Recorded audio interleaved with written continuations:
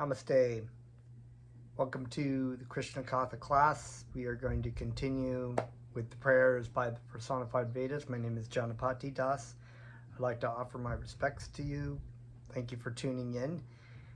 And I take this opportunity to offer my most humble obeisances unto my spiritual teacher, Jagadguru, Siddhaswarupananda Paramahamsa Srila Prabhupada, and my spiritual grandfather, A.C. Bhaktivedanta Swami Prabhupada, who translated and purported on this Christian book that we are reading from. So, as always, we will start off with some hearing and chanting of Krishna's name, so please join along.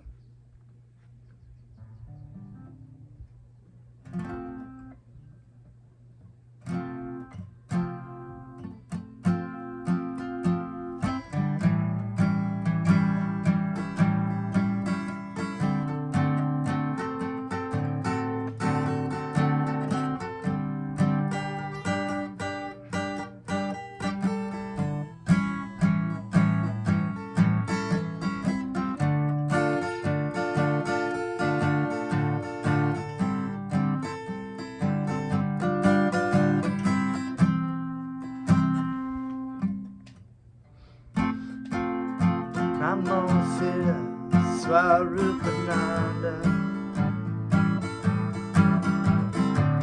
Paramahamsa Namine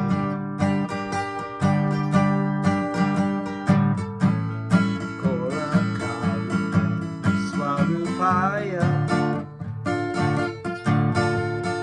Radha Krishna Pristayate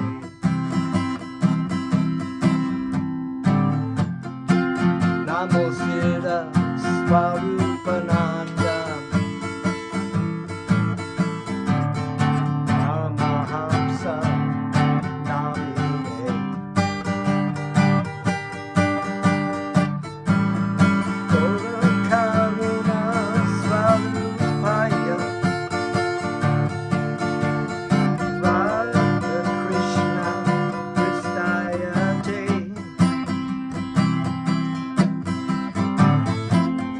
Bhaja Shri Krishna Chaitanya Prabhu Nityananda Sri Advaita Gadadhara Sri Vasadi Gaur Bhaktavrinda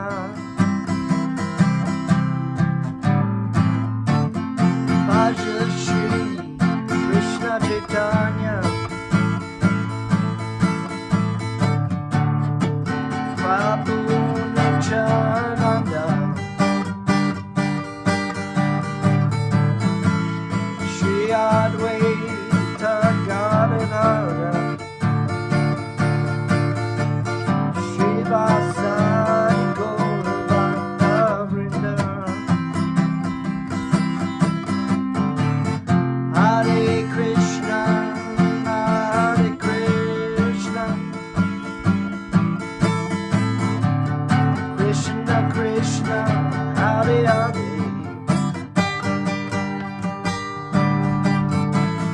Hare Rama, Hare Rama, Rama Rama, Hare Hare. Hare Krishna, Hare Krishna,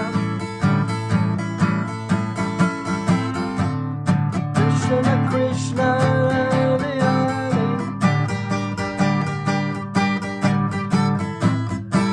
Hare Rama, Hare Rama, Rama Rama, Hare Hare.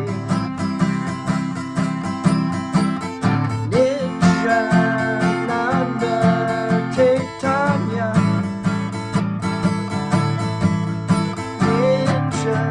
Nityananda Chaitanya Nityananda Chaitanya Nityananda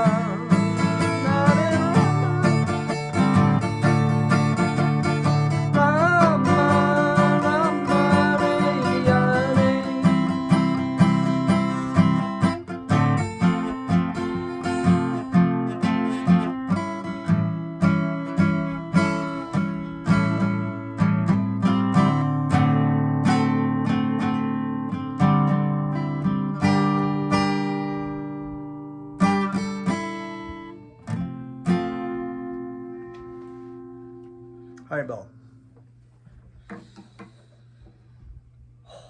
Om Namo Bhagavate Vasudevaya. I was born in the darkness of ignorance, and my spiritual master opened my eyes with the torch of knowledge. I offer my respectful obeisances unto him. Okay, so we are continuing on this very long chapter by prayers by the personified Vedas. And we continue where we left off from the last video. As for the material creation, Brahma is the first created person. Before Brahma, there was no living creature within this material world. It was void and dark until Brahma was born on the lotus flower that sprouted from the abdomen of Garbhodakshai Vishnu. Garbhodakshai Vishnu is an expansion of Karanadakshai Vishnu. Karanadakshai Vishnu is an expansion of Shankarshan, and Shankarshan is an expansion of Balaram, who is an immediate expansion of Lord Krishna. After the creation of Brahma, the two kinds of demigods were born. Demigods like the four brothers Sanaka, Sanatan, Sanandana, and Sanata Kumara, so that's Kumara brothers, who are representatives of renunciation of the world. And demigods like Marichi and their descendants, who are meant to enjoy this material world. From these two kinds of demigods were gradually manifested all other living entities, including the human beings. Thus all living creatures, thus all living creatures within this material world, including Brahma, all the demigods and all the Rakshasas are to be considered modern. This means that they were all born recently. I mean, recently in a relative term, of course. We think of recent in this, life as a human, we live to be about 100 years or whatever in this age of Kali Yuga. It's calculated that the life of Lord Brahma is 311 trillion 40 million years long. So that's a pretty, I don't know how far we're into that yet, but that's a pretty long time, but yet it's still very modern in the scope of things.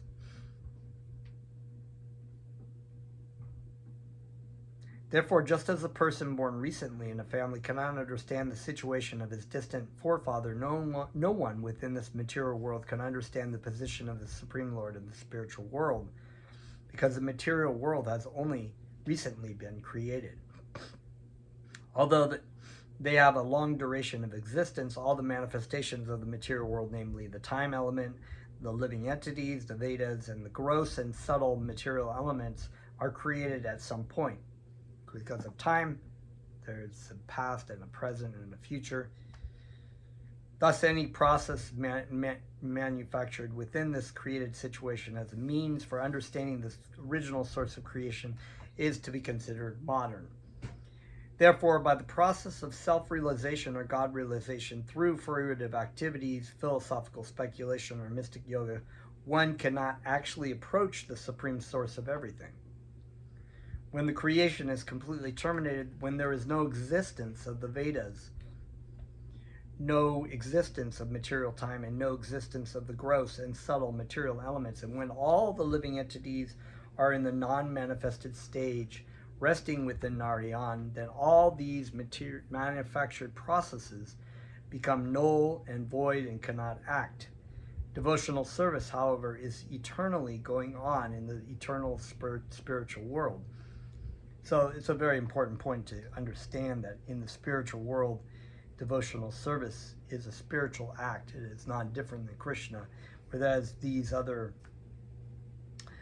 processes of speculation and fruitive activities have to do with the material element. So therefore, they do not exist within the material, within the spiritual sphere. Devotional service, however, is eternally going on in the eternal spiritual world. Therefore, the only factual process of self-realization or God-realization is devotional service. And one who takes to this process takes to the real process of God-realization. So within the material world, there's a lot of different kinds of things that Krishna has arranged so that helps out, that would a person can exist within the material world, try to enjoy or philosophically speculate or enjoy the material energy for their own fruitive activities, and still be elevated to eventually the point of devotional service. But devotional service is sort of like what we were talking about before. It's like taking the direct flight. It is what is going on in the spiritual world. If you're in a materially if you are in a diseased condition, you need the medicine to help you better. So a lot of times those kinds of medicines have to do with the things that the body already that already exist in the body, that help boost the body, gets boosted in the things that it's lacking in, but that by nature the body has, and those are the things that keep you healthy. Similarly, when you approach a spiritual master and you're in, like most people in this material world, conditioned by material energy, you're given the process that is the goal. You're given the medicine, and in that case, of course, it's called sadhana bhakti, because it is the medicine, but it is in practice. So we don't have a spontaneous desire to serve Krishna. So the spiritual master says, okay, do these activities as best as you can, and the more sincere, the more dedicated you are to those practices, without slipping off to the side, it will actually have the better effect to purify your heart. The names of Krishna are all powerful, and so devotional service is what goes on in the spiritual world. So the love for Krishna is what makes up the spiritual world. Therefore, we have no love for Krishna in this material world. We have this envy of Krishna. We have lust, desire to try to be Krishna and try to enjoy. Therefore, we need the process that is the right process, that will transform our lust into love. So it is the same energy, it's been transformed by material energy, however. So similar, the analogy by Bhaktivedanta and my spiritual master is that some milk in its pure form can be transformed when you add tamarind or lemon to a curd. It's still a milk product, but it's been transformed by having an active agent in it. So that in this case, the active agent is material energy in Maya Devi. the three modes of material nature, everything that's basically material energy that's affecting our consciousness, perverting it and clouding it. So therefore so in this regard, Srila Sridhara Swami has composed a verse which conveys the idea that the supreme source of everything, the supreme personality of Godhead, is so great and unlimited that it is not possible for the living entity to understand him by any material acquisition. One should therefore pray to the Lord to be engaged in his devotional service eternally, so that by the grace of the Lord one can understand the supreme source of creation.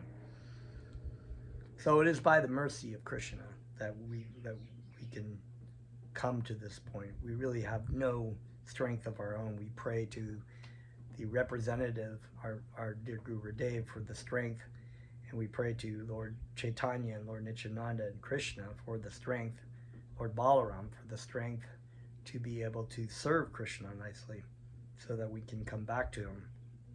So there is no power within ourselves that we have other than the determination that is given to us by Krishna. So we can have that little bit of faith and hope and prayer that we will have that. The supreme source of creation, the Supreme Lord, reveals himself only to the devotees. In the 4th chapter of the Bhagavad Gita, the Lord says to Arjuna, "My dear Arjuna, because you are my devotee and because you are my intimate friend, I shall reveal to you the process of understanding me." In other words, the supreme source of creation, the supreme personality of God, it cannot be understood by our own endeavor. We have to please him with devotional service, and then he will reveal himself to us. Then we can understand him to some extent. So the Bhagavad Gita is a wonderful story, of course, and an analogy for our own lives. Because in this story, in this historical account, Arjuna didn't want to fight. He was overcome with this desire to do something in his own mind for his own pleasure. And the whole 1st chapter of the Bhagavad Gita is everything that he argues and puts forth to Krishna about why he thinks his idea is the best idea to go forth and not why he shouldn't fight, even though he knows Krishna wants him to fight. But he's like, this is the reason, and let me lay out all the rules and regulations and just lay it out, But he does at the same time surrender himself for Krishna to act as his spiritual master. So Krishna immediately calls him a fool and basically lays it out for him why he should fight this battle. And this is what is laid out here, is that this kind of consciousness, the desire to be able to understand, to understand the relationship with Krishna, to understand who we are, to ultimately please have love for God, to be able to cultivate love for God. These are good propensities to at least have that desire, and we pray to Krishna. But Krishna here is saying to Arjuna that because he is surrendered to him, that he will reveal the information to him. And this is the consciousness that it is about consciousness. Because if you don't really want to know something, you're not going to really hear it. So a lot of people they may argue that God, try to lay out all the arguments like Arjuna did about why God doesn't exist, about why they should do things that they think are right, because deep down they want to do it their way. That is the contamination of the material world. It's a contamination of your consciousness. It is this tamarind that's in the milk that curdles everything from love of God to lust. There are different kinds of philosophers who have tried to understand the supreme source by their mental speculation. There are generally 6 kinds of mental speculators, whose speculators are called Shadarshan. All these philosophers are impersonalists and are known as Mayavadis. Every one of them has tried to establish his own opinion, although they have later compromised and stated that all opinions lead to the same goal and that every opinion is therefore valid. It's like, it's like, you know, that's that same kind of argument. All paths go to the same location. All flights go to the same. If I want to take a flight to Saudi Arabia, I have to go the opposite direction. If I go the opposite direction, I'll eventually get there. That's this kind of argument. It doesn't make any sense. Not all paths go to the same place. Not all opinions are valid. Even Bhaktivedanta Swami used to say that even the drunk in the gutter has an opinion. Everybody has an opinion. Everybody wants to be heard. Everybody wants to say that their argument is valid, and no matter what they're spouting. And this is what social media is all about. They're all, you know, people trying to, you know what I think, you know. It's like you have these people who spend a lot of times arguing back and forth on the social media posts, and they just suddenly think that somehow or another, if they make their comment on the comment section, it'll change everything. And that's what everybody's thinking. They think, you know, I think I'll just throw my voice in there, which is the voice of reason. And then you get, of course, people coming in there and they're attacking you, and then you've got to say your thing, and you think I just waste so much time on those kind of things. So, but, you know, even Krishna makes a statement in here. He says, this is my opinion, but has my is capital because he's the Supreme Personality of Godhead. So in truth, because he is the source of all things, his opinion is a fact. It's the ultimate fact. It's not even an opinion. When you're thinking about opinion, you think it's about what you believe about the world and whatnot.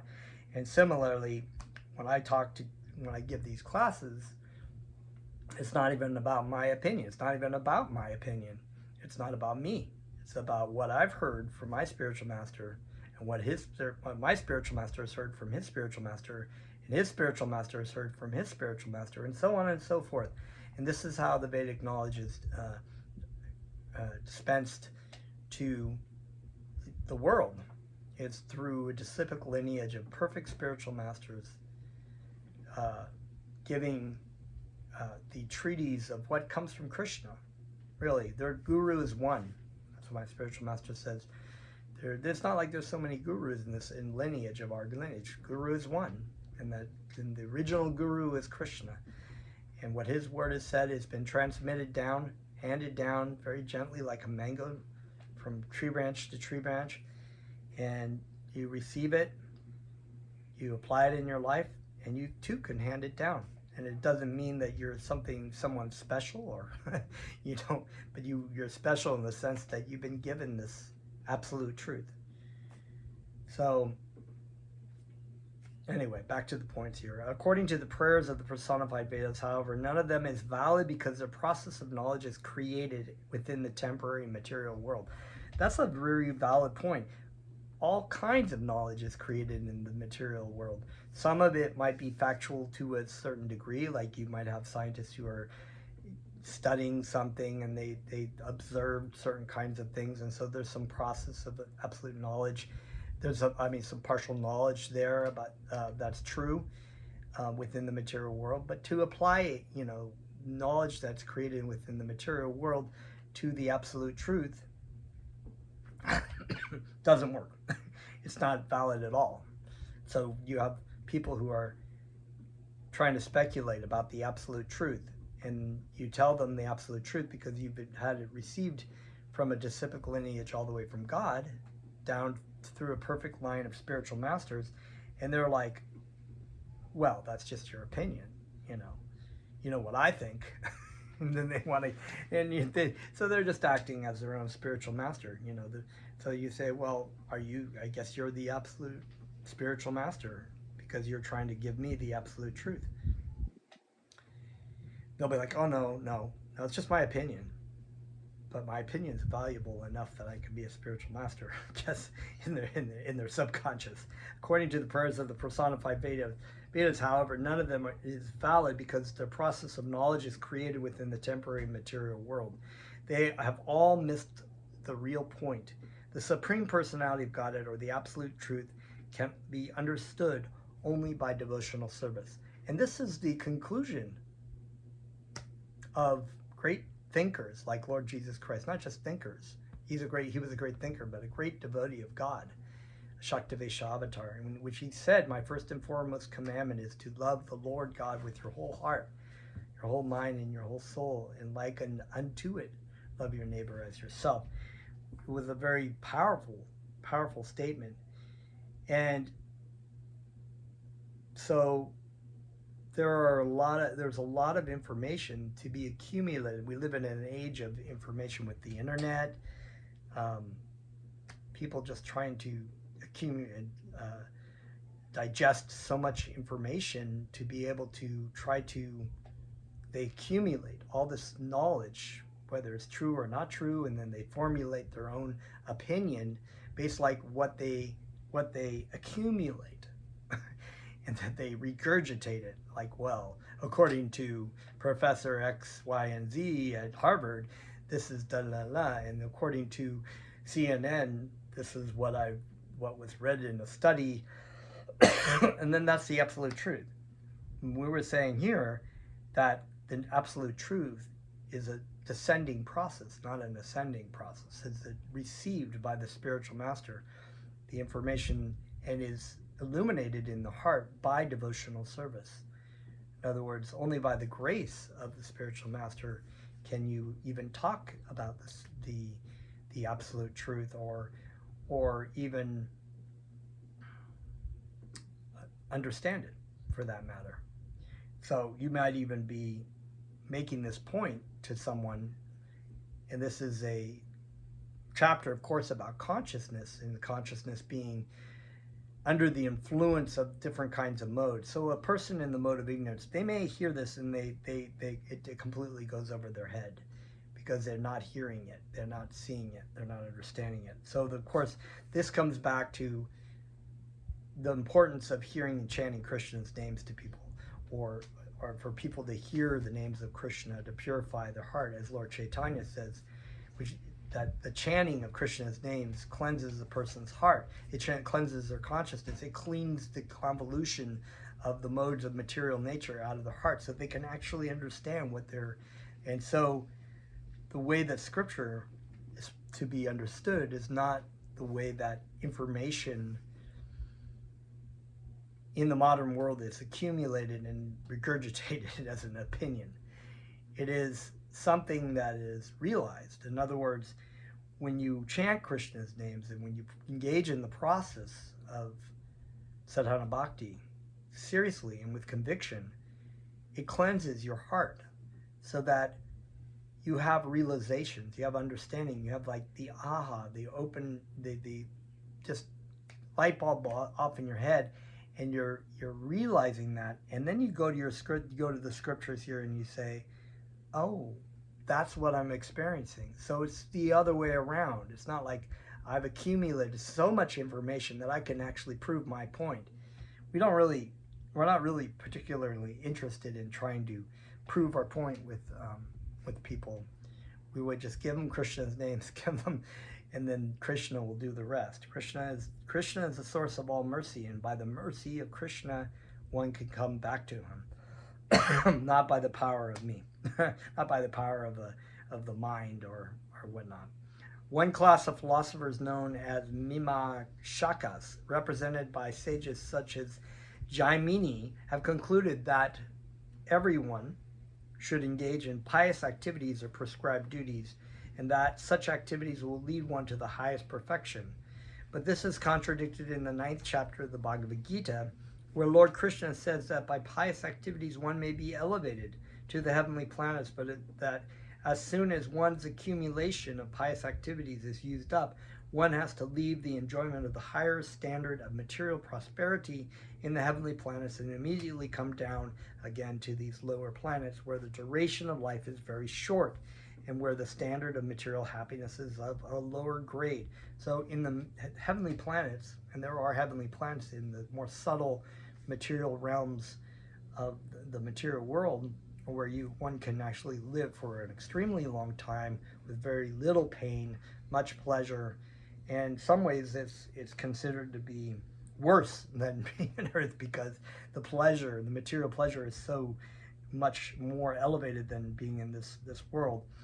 And this is what Krishna was saying, that in these kind of like pious activities, doing things of mode of goodness, kind of whatnot, will give you the karmic reaction to be able to go to heavenly planets. And I think, a lot of times these are what Judeo-Christian, Islamic people believe that is heaven, like the spiritual world, but they believe in kind of an elevationism. They call it salvationism, but it's really elevationism, where if you do good things, you'll go to heaven, and you can go and you can have a nice plot of land there with barbecues for your friends, and your family will be there, and your dogs will be there, and or if you're like the Muslims who are like promised 72 virgins, you go have great sex life, because in your material life you had to be really austere with like sleeping around with women, and there was alcohol. So in the material world you're not allowed to drink alcohol, but because you do that, you can go to heaven and heavenly planets and drink the alcohol and have beautiful women and play the harp or whatever. But this is not on the same level of what Krishna talks about to Arjuna, or what is talked about in Bhakti Yoga about love for Krishna.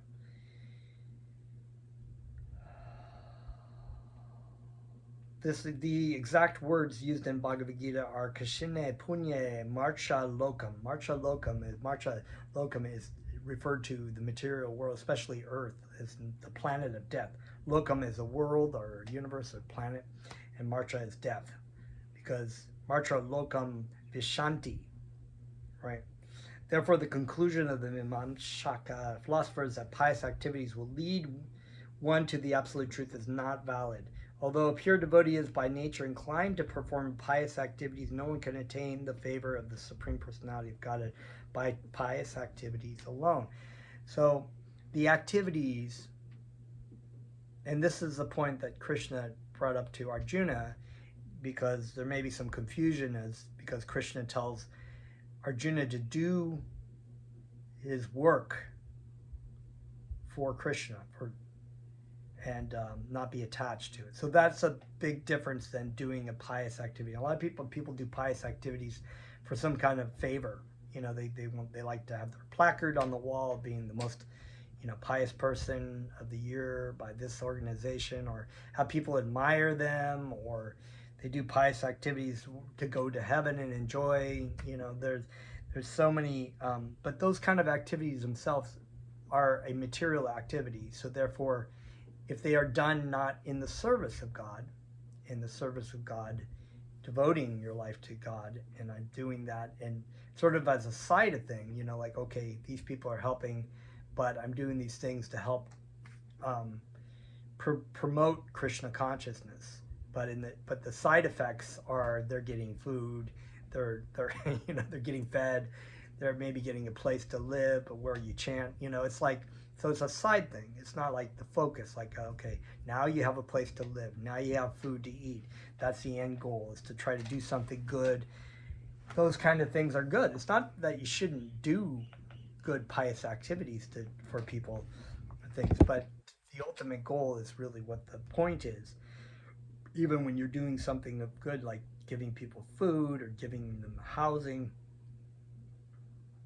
it's just a temporary thing, and it's because it's material. It's a temporary. It's not going to satisfy you, the spirit, soul, etc., etc. Pious activities may purify one of the contamination caused by ignorance and passion, but this purification is automatically attained by a devotee constantly engaged in hearing the transcendental message of Godhead in the form of the Bhagavad Gita, Srimad Bhagavatam, or similar scriptures. So the devotee of Krishna, there are so many things that come along with Krishna. You don't have to do these things separately. You don't have to try to prescribe, in this day and age, all it is that really matters is to engage in the hearing and chanting, and all these things start to set into place. The good qualities, the purification of the heart, the gentleness, the compassion that you have towards other living beings, because as children of God, you want to help them and you want to assist them and help them come to know who they really are. These things all kind of automatically come, and they also help. So the point being stated here is that a person engaged in a pious activity is better than nothing, because, especially in the mode of goodness, that is, because it helps propel people out of the mode of ignorance and passion. Ignorance where you're just like completely lethargy, drug use, all about yourself. You're completely in a dark space. Or passion, it's very red, fiery. You're trying to gain, all for me. And then when you do a pious activity in the mode of goodness, it's not about you. So that's a better step. So that's a step closer to actually engaging in devotional service. But it also can, if it's at the end goal, and this is the argument that people make, why can't we have morals without religion? And the problem with that is that the end game is loving service to God. And if you take God out of the picture, then the morals just become an extension of your existence in the material world, of just doing things it makes me feel good. It does help people and makes people a little bit more peaceful and calm, but then there's really no goal. There's no goal. People are still stuck in the material world. They're maybe acting in the mode of goodness, and so in the next life they'll be born again and to pay off that karma. So this is a very big subject, and there's a lot to be said about that. So I'll find where I left off. From the Bhagavad Gita, we understand that even a person who is not up to the standard of pious activities, but who is absolutely engaged in devotional services, to be considered well situated on the path of spiritual perfection. It is also said in the Bhagavad Gita that a person who is engaged in devotional service with love and faith is guided from within by the Supreme Personality of Godhead. So Krishna is guiding this person directly, because it's more favorable for someone to engage in loving service to Krishna directly, without any kind of sort of tinge of self glorification, even if it's subtle. The Lord himself, or as Paramatma, the Lord in the heart, or the spiritual master sitting within one's heart, gives the devotee exact directions by which he can gradually go back to Godhead. And my spiritual master, he knows what's going on. And it's time and time again where people are just confused about something, and my spiritual master or their spiritual master will come to them and say, tell them straight up what they need to hear. The conclusion of the Mimamsaka philosopher is not actually the truth, which can lead one to real understanding.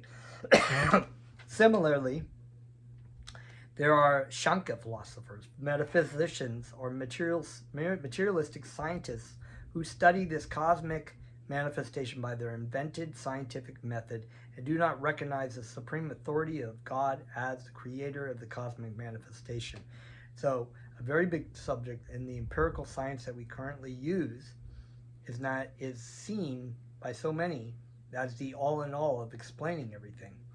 It may be able to explain many materialistic things, but it really fails to understand anything spiritually, which is why you have many atheistic scientists who just deny that there is anything beyond the body or beyond the self, even though so many scriptures, so many systems point to the fact that it is. Even in the logic by itself, the argument that there is something, that the body is the end game, that this particular life is our end game, and that material creation came into formation like this just by accident, and that consciousness this is just like an accident, that consciousness came in all these great spiritual creations that came out are just an accident. It's kind of, to me, anyway. Krishna gives people the desire who do not want to serve him. They give them the desire and the information to deny his existence. So that's all that can be said. They wrongly conclude that the reaction of the material elements are the original cause of creation. They don't even know what came before. They're just like, how is it that all this material energy, and if the material energy has a beginning and is finite, how can it be infinitely manifested at the beginning of Bhagavad Gita? The beginning of the Big Bang, in this infinite state, and there was an explosion. I don't know how the explosion had it happened. Nobody really knows, and then everything kind of was expanding and bumping into each other, and all these things created everything that we have today, which is just, there is no logic to that at all. Absolutely none. They wrongly conclude, okay, the Bhagavad Gita, however, does not accept this theory. It is clearly said therein that behind the cosmic activities is the direction of the Supreme Personality of Godhead. And the problem is that people just tend to think with their material mind. They think, how can there be somebody behind this, and what does that mean? When they just think, well, I don't know anybody who's that powerful. I know very powerful people, but to be able to be behind the whole creation, and where do they, they can't equate it in their brain. They can't understand it because the brain is limited too. The mind is limited energy, material energy, and when it is convoluted by material energy, by the modes of material nature, it's even worse. You cannot understand. It is clearly said therein that behind, this fact is corroborated by the Vedic injunction, Shadvad Shamen Yedam Agrash Ashit, which means that the origin of the creation existed before the cosmic manifestation. Therefore, the material elements cannot be the cause of the material creation. Although the material elements are accepted as immediate causes, the ultimate cause of the Supreme Personality of Godhead, the ultimate cause is the Supreme Personality of Godhead himself. The Bhagavad Gita says, therefore, that material nature works under the direction of Krishna. And truly, the elements themselves do not constitute consciousness or life. Nobody really understands what life is in the material science.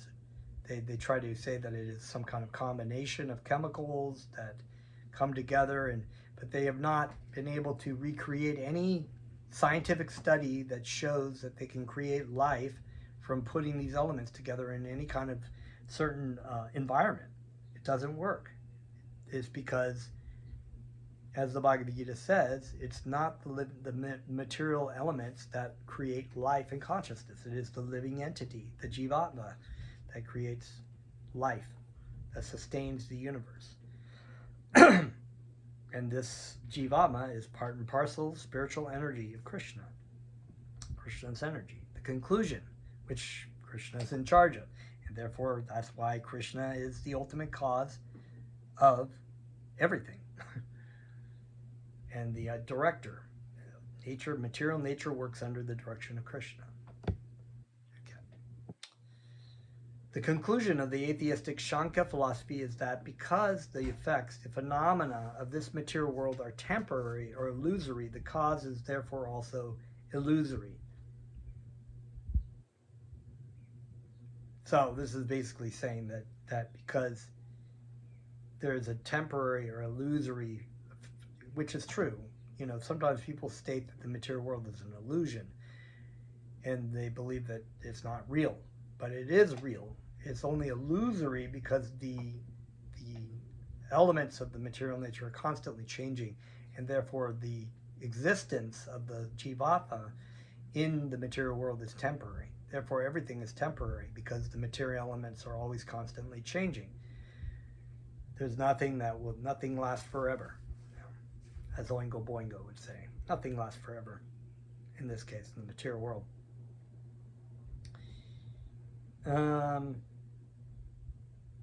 the Shanka, but he's saying that the cause is also illusory.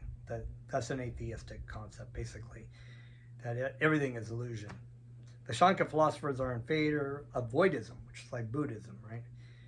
But the actual fact is that the original cause of the Supreme Personality of Godhead, and that this cosmic manifestation is the temporary manifestation of his material energy.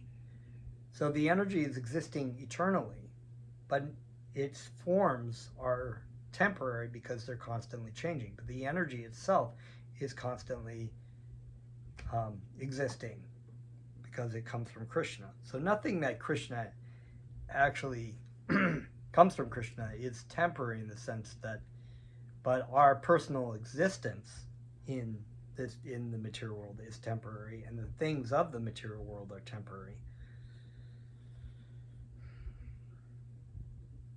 When this temporary manifestation is annihilated, its cause, the eternal existence of the spiritual world, continues as it is. Therefore, the spiritual world is called Sanatan Dham, the eternal abode. The conclusion of the Shanka philosophers is therefore invalid. So similarly, if there's a voidism, and Buddhism is another religion, so-called religion, it's not religion because they don't really believe in a God, but they believe in a voidism. And they quote this term, nirvana. They use this word, Sanskrit nirvana, which means to be blown out. But nirvana is actually a state of annihilation of the material's attraction or material fruitive activities. And it is the beginning of what's then known as the Brahma Bhuta stage, where therefore your true devotional service, unfettered, unalloyed, completely focused spiritual devotional service is begun, because the attraction to the material energy is blown out. It doesn't mean that nothing exists anymore. So that's a whole nother thing. So then there are philosophers headed by Gautama and Kanada. They have minutely studied the cause and effect of the material elements and have ultimately come to the conclusion that atomic combination is the original cause of creation, another materialistic. At the present, the materialistic scientists follow in the footsteps of Gautama and Kanada, who propounded this theory called Paramanuvada. So it's a very interesting thing. So the Age of Enlightenment brought about this empirical science in the Western world, as if it were nothing like this had ever existed before. But here it is, the Vedic tradition, out of India, out of the Bharat Varsha, the original world kingdom. There were people who had these philosophies. They had these, everything that is seen now is just a rehash of what was existing before. This theory, however, cannot be supported, for the original cause of everything is not inert atoms. This is confirmed in the Bhagavad Gita and Srimad Bhagavatam, as well as in the Vedas, where it is stated, Eko Narayana Ashit, only Narayana existed before the creation. Srimad Bhagavatam and the Vedanta Sutra also say that the original cause is sentient, and both indirectly and directly cognizant of everything within this creation. In the Bhagavad Gita, Krishna says, Aham Sarvasya Prabhava, I am the original cause of everything, and Mata Sarvam Pravartate, from me everything comes into existence. Therefore, atoms may form the basic combination of material existence, but these atoms are generated from the Supreme Personality of Godhead. Thus, the philosophy of Gautama and Kanada cannot be supported. So, the idea that everything that came from molecules and atoms, the next question would be, where did the molecules and atoms come from? Similarly, impersonalists, headed by Ashtavakra and later by Shankaracharya, accept the impersonal Brahman effulgence as a cause of everything. So we have the three forms of God realization. There's the Brahman effulgence we've learned about, is Brahmajyoti, the effulgence and all the living entities and all the material energy coming off of the body of the material of the Supreme Personality of Godhead. There's the Paramama, which is the localized expansion of Lord Vishnu into the heart of all living entities, into every atom. Got Paramatma realization, and then Bhagavan realization, which is the Supreme Personality of Godhead, realizing Krishna as the source of everything. So this philosophers, Ashtavakra, and of course Shankaracharya, who was Lord Shiva, had been instructed by Krishna to come and delude the atheists in the age, who would be Buddhists actually at that time, to try to set in motion the direction towards personal God realization as expounded by Lord Chaitanya Mahaprabhu eventually. And so this impersonal, so the impersonal Brahman effulgence is reality. This is the monist philosophy that the impersonal Brahman is all in all, that there is no God, we are all God, we just have to realize that we're God. But this theory cannot be supported either, because the Lord himself says in the Bhagavad Gita that the Brahman effulgence rests on his personality. It is confirmed in the Brahma Samhita that the Brahman effulgence is the personal bodily rays of Krishna. As such, impersonal Brahman cannot be the original cause of the cosmic manifestation. The original cause is the all-perfect, sentient personality of Godhead, Govinda. The most dangerous theory of the impersonalists is that when God comes as an incarnation, he accepts the material body created by the three modes of material nature. The Mayavadi theory has been condemned by Lord Chaitanya as most offensive. He has said that anyone who accepts the transcendental body of the personality of Godhead to be made of material nature commits the greatest offense at the lotus feet of Vishnu. Similarly, the Bhagavad Gita also states that when the personality of Godhead descends in a human form, only fools and rascals deride him. This actually occurred when Lord Krishna, Lord Rama, and Lord Chaitanya moved within human society as human beings. And I think we'll leave off there for now and pick up. Still way to go still in this story, so we'll chat a little bit. Thank you very much.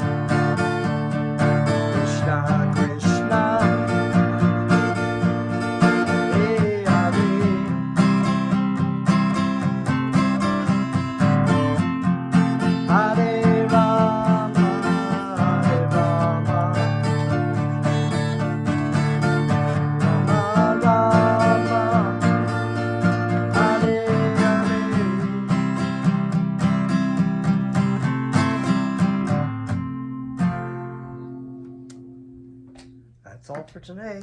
Thank you very much. Haribol.